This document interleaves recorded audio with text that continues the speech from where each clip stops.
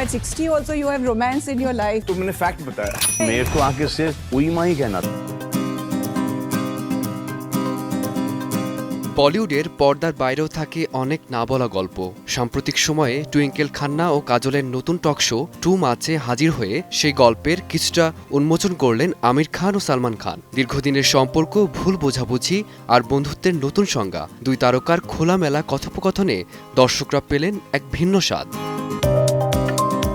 আমির খান ফিরে গেলেন ৯০ দশকের মাঝামাঝি আন্দাজ আপনা আপনার শুটিং সেটে। স্মৃতিচারণ করতে গিয়ে অকপটভাবে স্বীকার করলেন সালমানের কাজের ধরন তখন তাকে বিরক্ত করত। নিজের কাজে নিখুঁত আমির মনে করতেন সহ অভিনেতার মধ্যে দায়বদ্ধতার অভাব আছে, কিন্তু জীবনের নানা অভিজ্ঞতার পর, বিশেষ করে ব্যক্তিগত সংকটের সময়ে সালমানকে পাশে পাওয়া তার দৃষ্টিভঙ্গি বদলে দিয়েছিল বলে জানান আমির।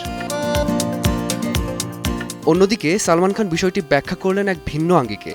একসঙ্গে একাধিক ছবির ব্যস্ততায় দিনে ৩ শিফটে কাজ করার অভিজ্ঞতার কথা তুলে ধরে তিনি রসিকতা মিশিয়েই আমিরের ভুল বোঝাবুঝির ব্যাখ্যা দিলেন। ক্লান্তির মধ্যেও নিজের দায়িত্ব পালনের চেষ্টা, সেখান থেকেই জন্ম নিয়েছিল অজান্তে তৈরি হওয়া দূরত্ব। অতীতের সেই ভুল বোঝাবুঝি এখন শুধুই স্মৃতি। সময় তাদের সম্পর্ককে নতুন জায়গায় নিয়ে এসেছে, প্রতিদ্বন্দ্বিতা নয় বরং পারস্পরিক শ্রদ্ধা ও বন্ধুত্বে। এই টকশোর মঞ্চে দুই মহারথীর আলাপ সেটাই প্রমাণ করল। ফারদিন মাঝার, সময় সংবাদ।